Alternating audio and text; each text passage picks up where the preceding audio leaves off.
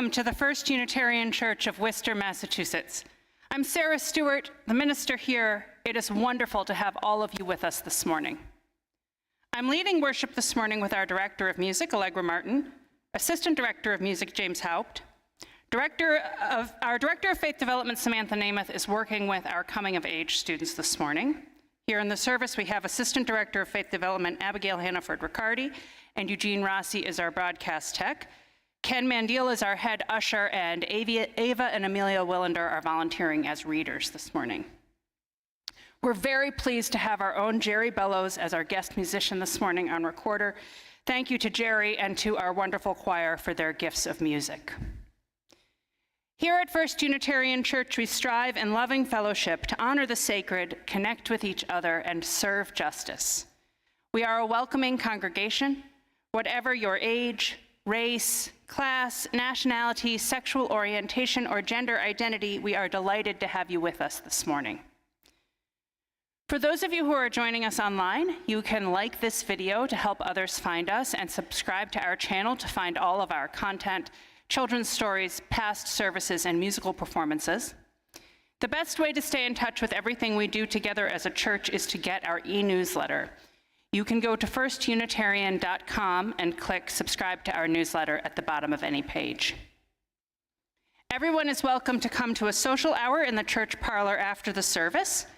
If you are a newcomer, please stop by the welcome table on this side to pick up a gift bag with some information about the church and some goodies for you. You can also sign up to get our newsletter there, and there are friendly volunteers who can answer any questions you may have. There are some announcements in your order of service, including a reminder that next Sunday is Music Sunday. We have members of the Providence Baroque Orchestra, organist and harpsichordist Fred Jodry, and our own choir, which is singing a Handel piece, so I hope everybody will join us for that wonderful Sunday. Today, after church, is the second meeting of our new member class for this spring, so any of you who have been taking part in that class, or even if you missed the first one but would like to come along, that is in the chapel at noon today. And then tonight in the dining room, our young adult group is meeting. Anybody who's between the ages of 18 and 40 and wishes to come along for some dinner and conversation, that's at 6 p.m. in the dining room. And then finally, our office administrator and a member of our social justice committee, Lisa McWalters, is brainstorming how we might help support Haitian refugees who are here in Worcester without a lot of support at the moment. So she'll be at coffee hour. If you're interested in talking with her about what we might be able to do, please see her. Lisa, can you wave so we know who you are? Thank you. This is the day the Lord has made. Let us rejoice and be glad in it. Our call to worship is number 664 in your gray hymnals. We'll read it together responsively.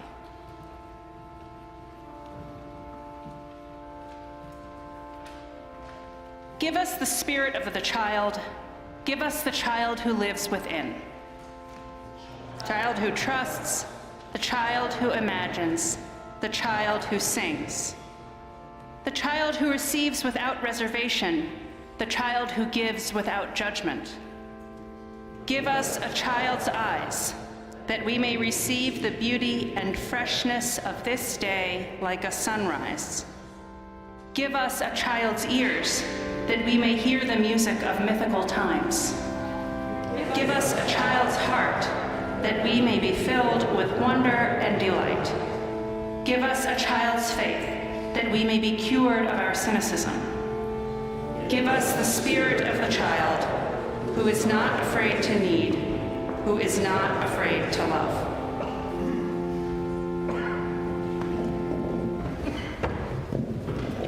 Amelia is lighting our chalice this morning.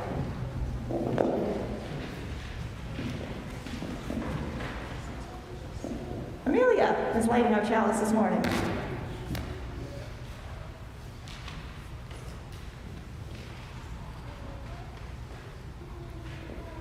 In the spirit of love, we light this chalice. Please rise in body or spirit to renew the covenant of our church with the words printed in your order of service and appearing on your screen.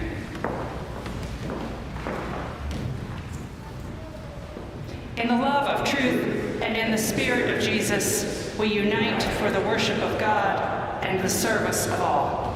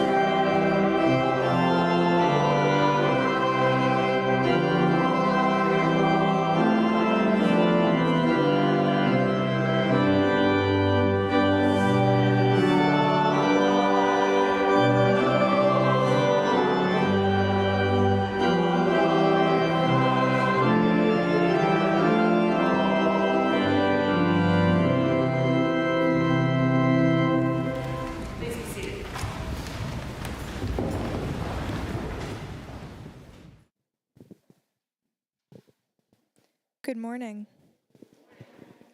Today's story is Bread and Jam for Francis. It was breakfast time. Father was eating his egg. Mother was eating her egg. Gloria was sitting in a high chair and eating her egg, too. Francis was eating bread and jam. "What a lovely egg," said Father. "It is just the thing to start the day off right," said Mother. Francis did not eat her egg. Francis sang a little song to it.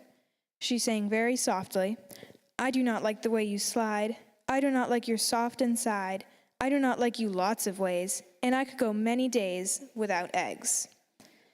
Francis spread jam on the other side of bread. "Why do you keep eating bread and jam when you have an egg in front of you?" asked Father.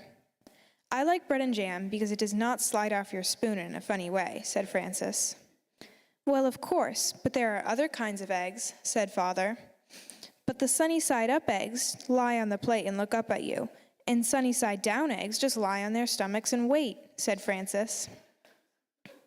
Mother told Francis it was time for school and picked up her boots, lunchbox, and her jump rope. She kissed her parents goodbye and went to the bus stop. While she waited for the bus, she skipped and said, "Jam on biscuits, jam on toast. Jam is the thing that I like most. Jam is sticky, jam is sweet, jam is tasty, jam's a treat. Raspberry, strawberry, gooseberry, I'm very fond of jam." That evening for dinner, Mother cooked breaded veal cutlets with string beans and baked potatoes.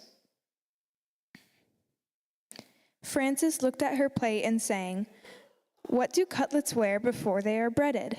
Flannel nightgowns, cowboy boots, furry jackets, sailor suits." Then Frances spread jam on a side of bread and took a bite. "She won't try anything new," said Mother to Father. "Well, there are many different things to eat, and they taste many different ways. But when I have bread and jam, I always know what I'm getting, and I am always pleased," said Frances. "You try new things in your school lunches. Today I gave you a chicken salad sandwich," said Mother. "I traded it to Albert for bread and jam," said Frances. The next morning at breakfast, Father sat down and said, "Now I call that a pretty sight, fresh orange juice and poached eggs on toast." Frances began to sing a little song, "Poached eggs on toast." Then she looked down and said, "I have no poached egg. I have nothing but orange juice." "I know that, Frances. You do not like eggs. Have some bread and jam." So Frances ate bread and jam and went to school.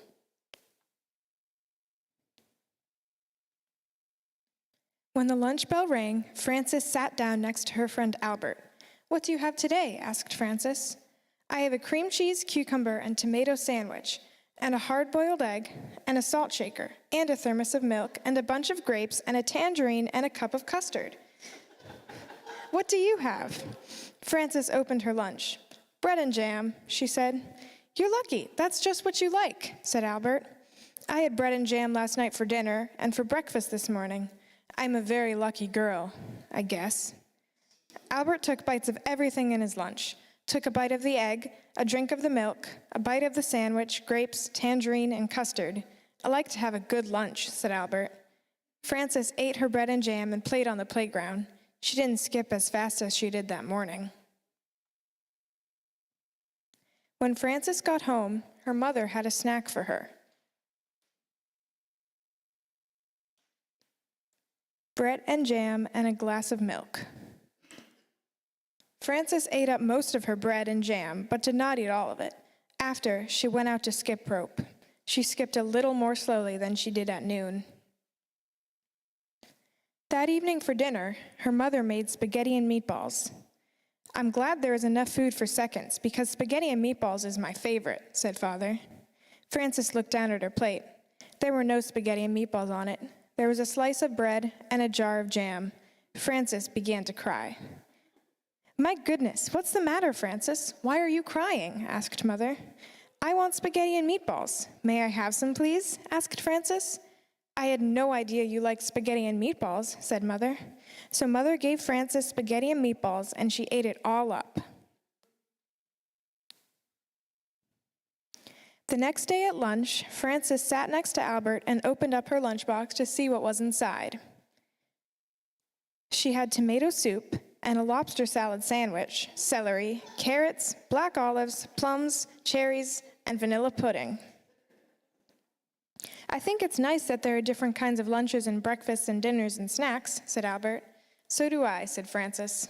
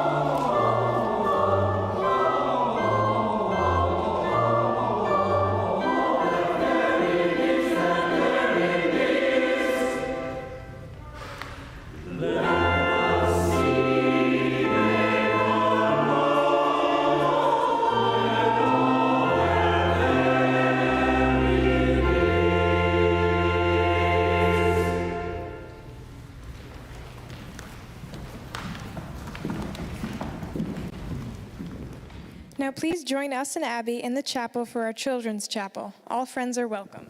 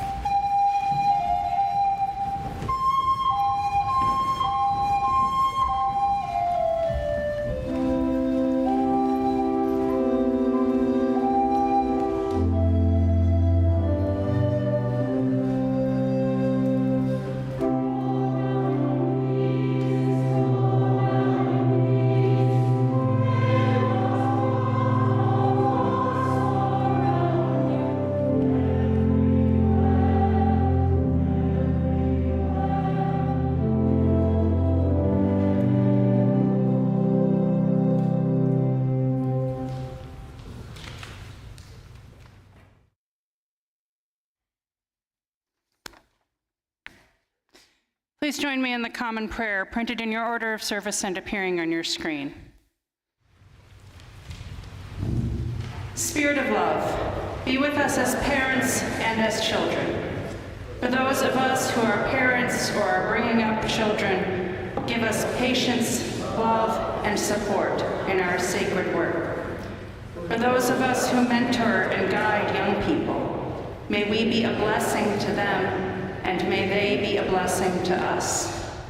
For those of us who have a difficult relationship with our own parents, may our hearts be filled with understanding and peace. Amen.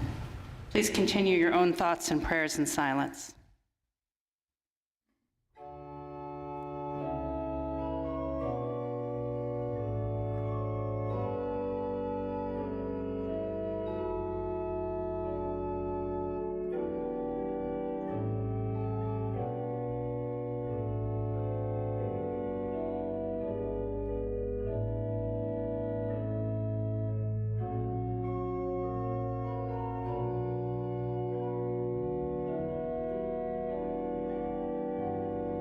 Time of prayer and meditation, we share our joys and sorrows with one another.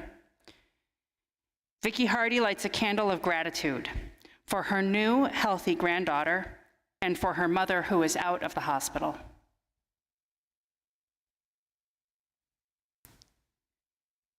We lift our hearts in joy with this joy. We know there are those joys and sorrows which go unspoken among us. And so we reach out to one another in compassion as we say together the prayer of Jesus as interpreted in the New Zealand Book of Common Prayer, printed on the insert in your order of service. Eternal Spirit, earth maker, pain bearer, life giver, source of all that is and shall be, Father and Mother of us all, loving God, in whom is heaven. The hallowing of your name echo through the universe. The way of your justice be followed by the peoples of the world. Your heavenly will be done by all created beings. Your commonwealth of peace and freedom sustain our hope and come on earth. With the bread we need for today, feed us. In the hurts we absorb from one another, forgive us. In times of temptation and test, strengthen us. From trials too great to endure, spare us. From the grip of all that is evil, free us. For you reign in the glory of the power that is love, now and forever. Amen. Our ministries at First Unitarian Church continue to thrive because of your support. In the last week, we had word from the LGBT Asylum Task Force, which suffered damage to their house for asylum seekers this winter. They have been able to completely rebuild, thanks in part to a Faith in Action collection that we took this winter. So thank you all for your generosity and the generosity of our community that allowed them to return to their operations. Our caring community volunteers continue to provide support and visitations to those in need. And our Bicota Middle School Youth Group donated 9 bags and 2 boxes of food to the Carty Cupboard food pantry at our neighboring Wesley Methodist Church, along with $151 in donations from all of you. The ushers will receive this morning's offering, or you may scan the QR code in your order of service. If you're online, you can text the number on your screen or go to firstunitarian.com and click Give Online at the top of any page. Everything we do as a church is thanks to your support. I invite your generous contributions for the good work of First Unitarian Church.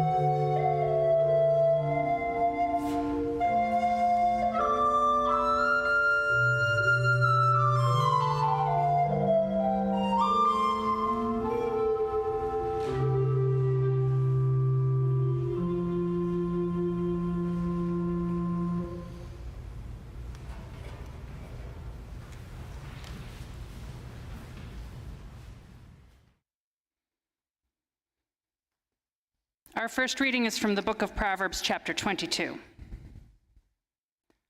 A good name is to be chosen rather than great riches, and favor is better than silver or gold. Train children in the right way, and when old, they will not stray. Whoever sows injustice will reap calamity, and the rod of anger will fail. Those who are generous are blessed, for they share their bread with the poor. Oppressing the poor in order to enrich oneself and giving to the rich will lead only to loss. Do not rob the poor because they are poor, or crush the afflicted at the gate, for the Lord pleads their cause and despoils of life those who despoil them. Make no friends with those given to anger, and do not associate with hotheads, or you may learn their ways and entangle yourself in a snare.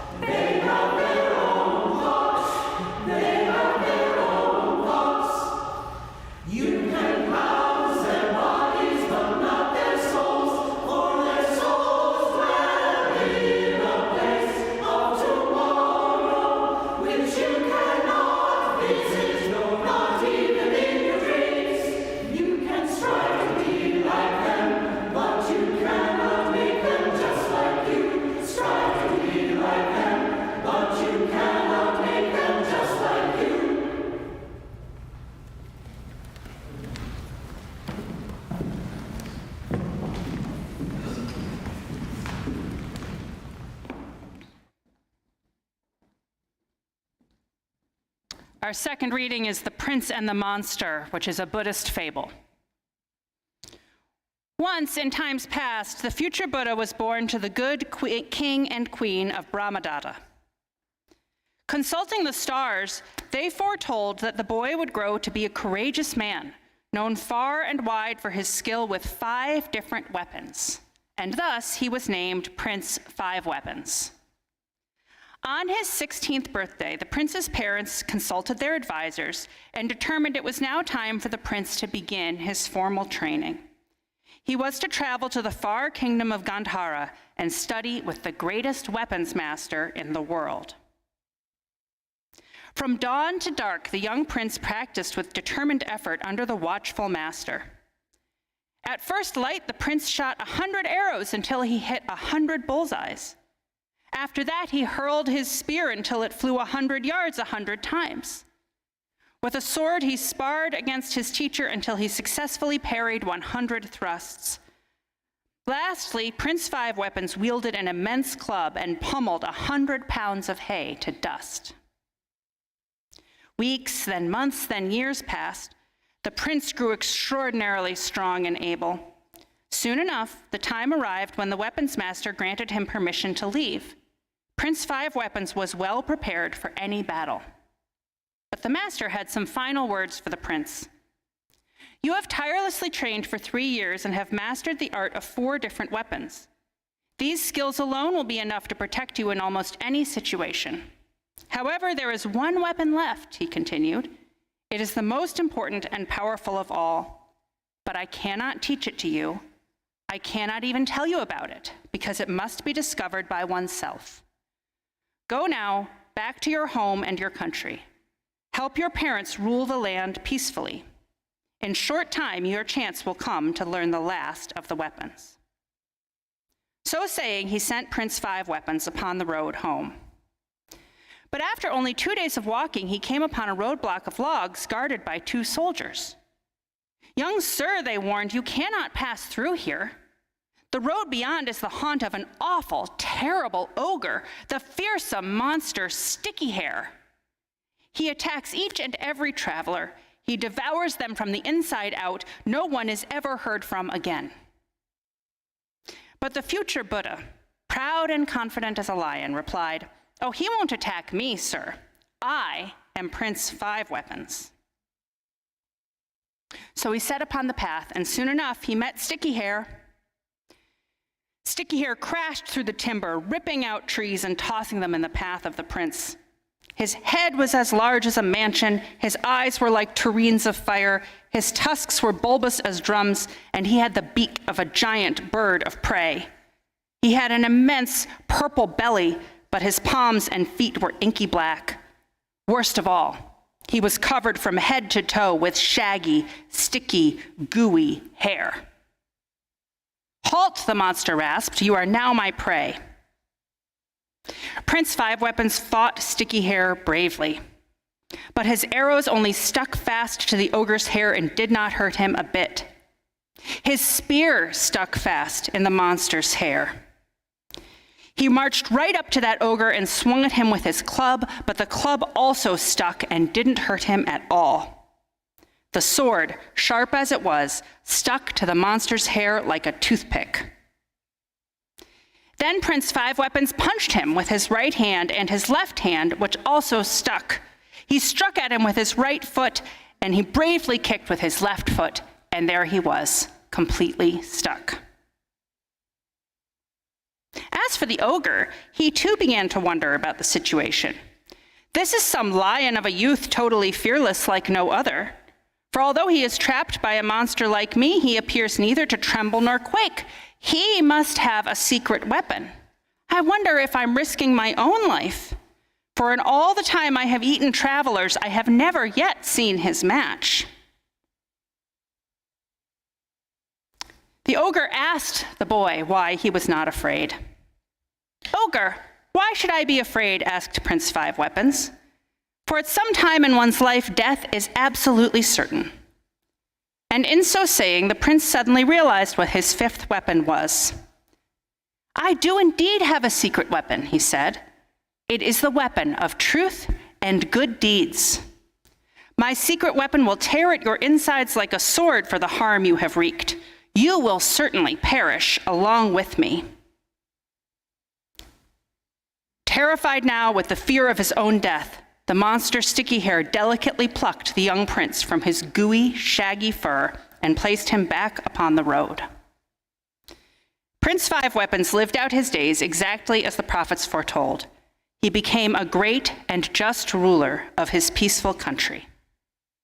So the Buddha taught, when no attachment hampers heart or mind, when virtuousness is practiced, peace to win, whoso walks shall gain mastery and freedom.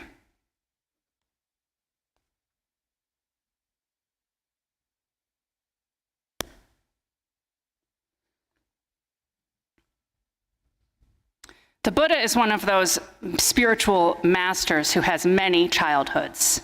Many times that his spirit has come into history and into our storytelling about what it means to be a good person. So there is one story about a childhood for the Buddha when he was Prince Five Weapons. But you may be more familiar with another story, the story of the person we believe to be the historical Buddha, Siddhartha Gautama.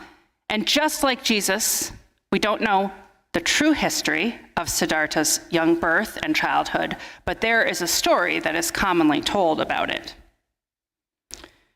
Siddhartha Gautama was born to a leader in ancient India, and the sages at this child's birth foretold that he would either become a great ruler or a great spiritual master.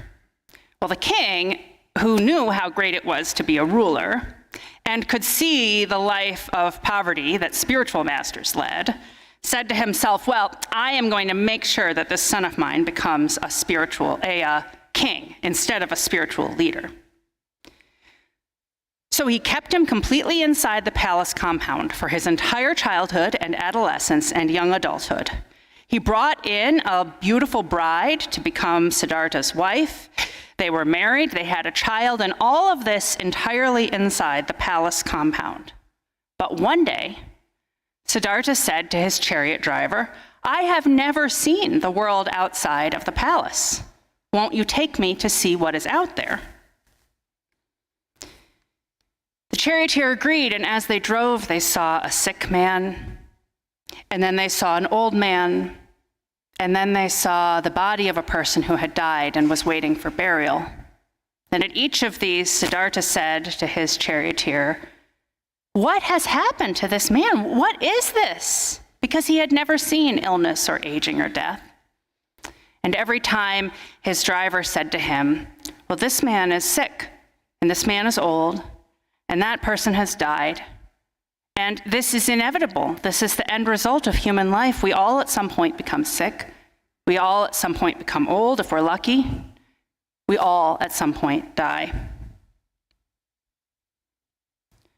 So the Buddha was struck by the spiritual truth of these. These became the noble truths of Buddhism.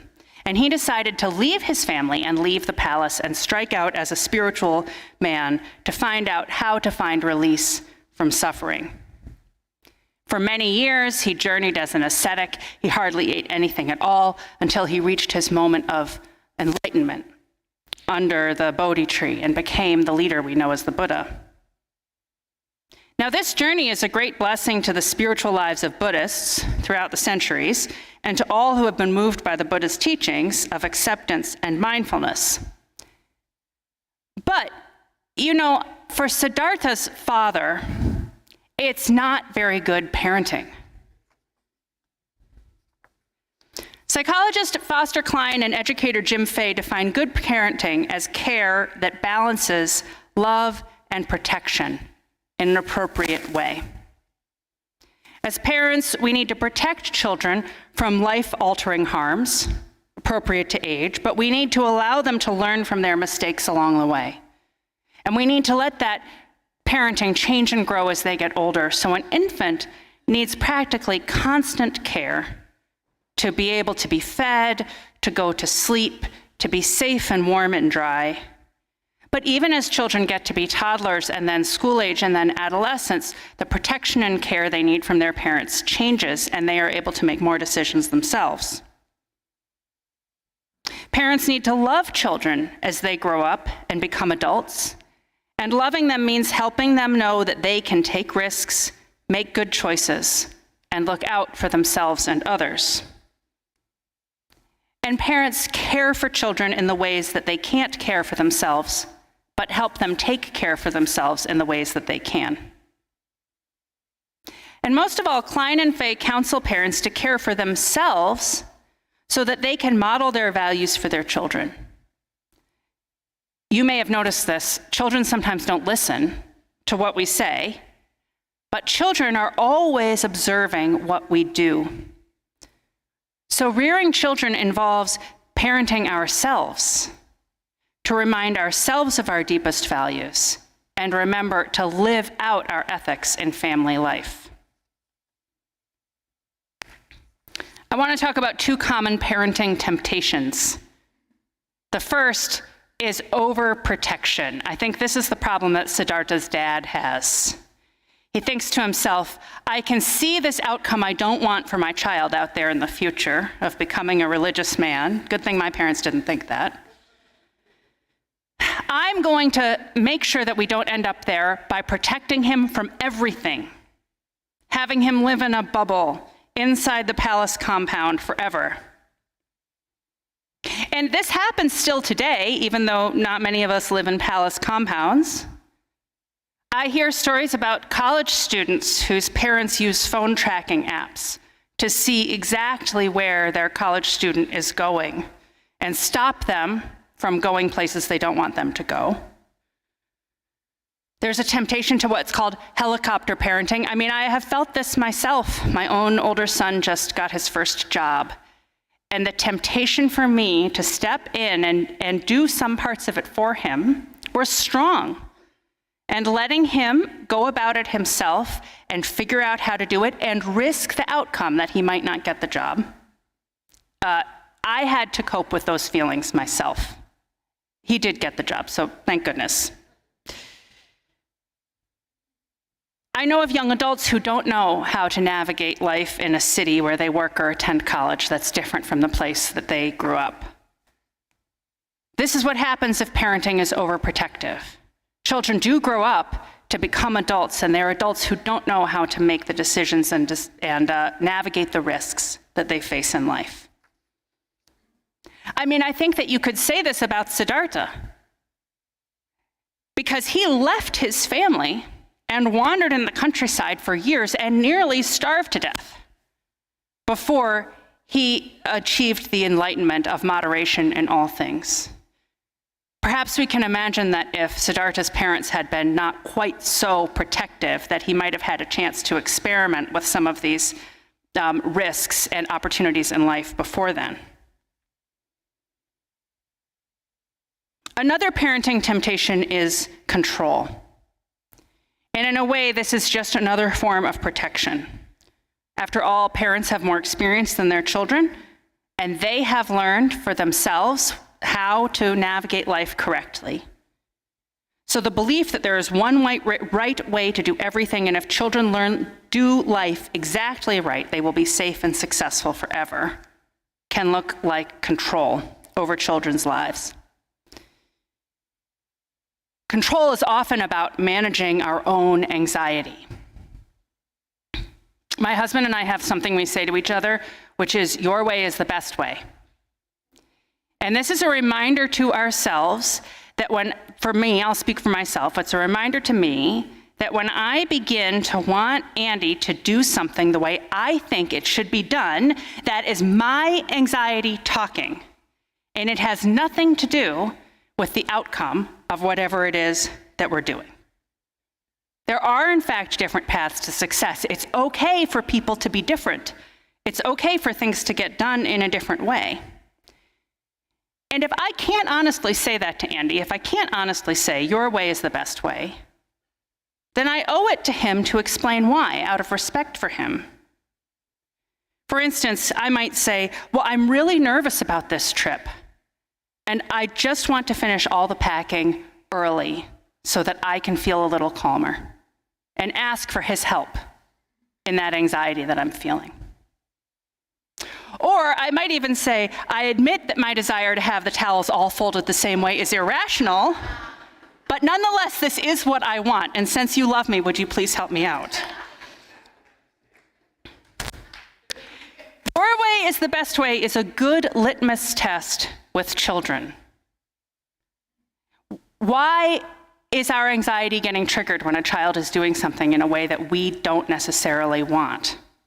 Imagine a toddler getting dressed in the morning to go to preschool. Are they wearing what we would have chosen? Maybe not, but is what they're wearing in fact clothes?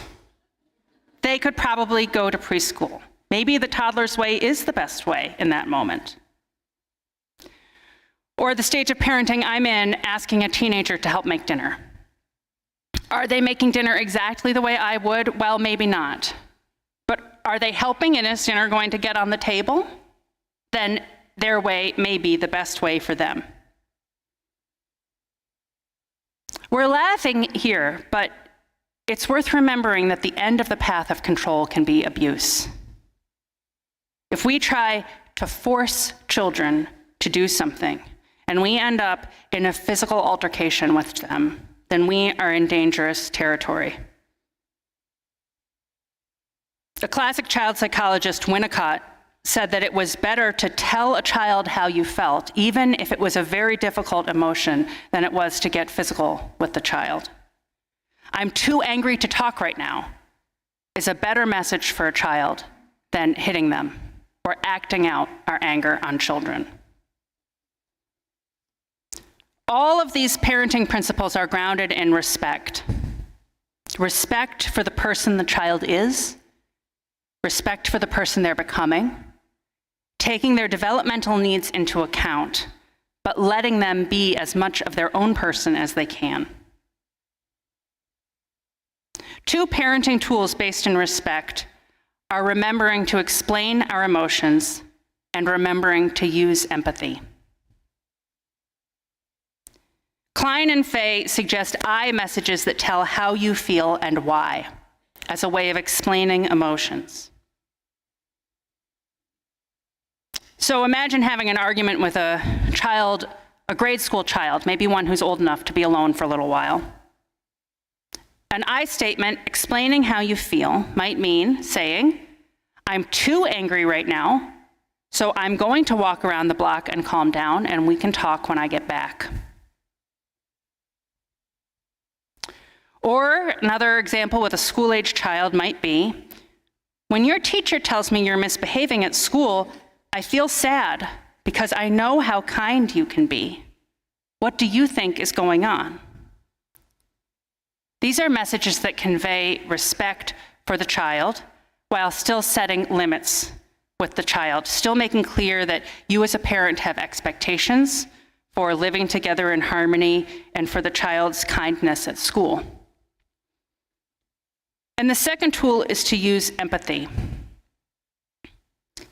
If we can avoid becoming emotionally trapped in parenting, that's not an easy thing to do because we were all parented ourselves, and so there is a piece of us inside that is still a child.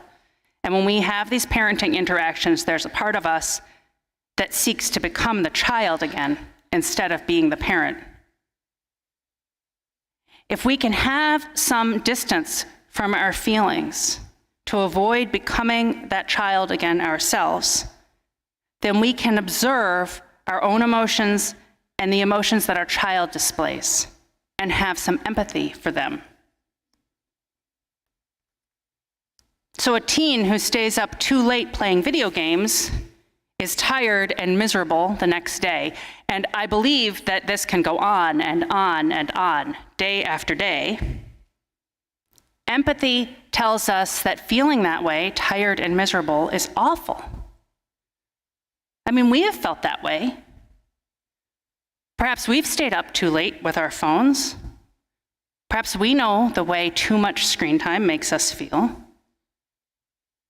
So empathy allows us to observe our child's feelings and perhaps invite our child to reflect on their feelings as well. And as parents, we can even share with our child how we have learned to set limits around things that need to be enjoyed in moderation. After all, Siddhartha was just one manifestation of the Buddha. We would rather parent the way Prince Five Weapons parents parented him and his teacher, for not all of child rearing is parenting. Teachers have a lot of effect on the children in their lives. The parents and teachers sent Prince Five Weapons out into the world to learn what he had to know and to discover wisdom along the way.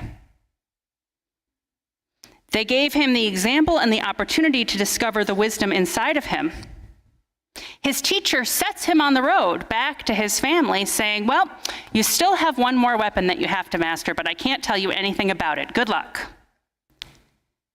The teacher is trusting that everything that Prince Five Weapons has learned up to that point will serve him well in the moment of crisis.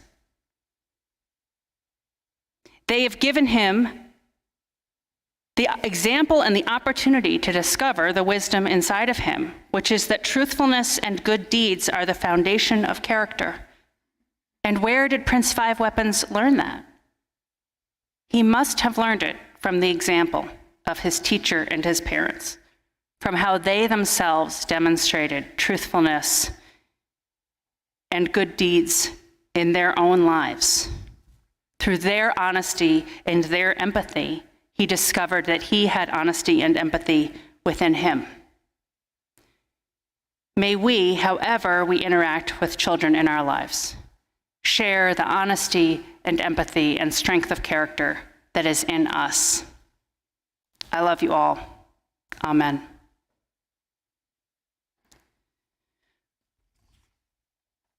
Our closing hymn is number 338 in your gray hymnals, I Seek the Spirit of a Child. Please rise in body or spirit to sing.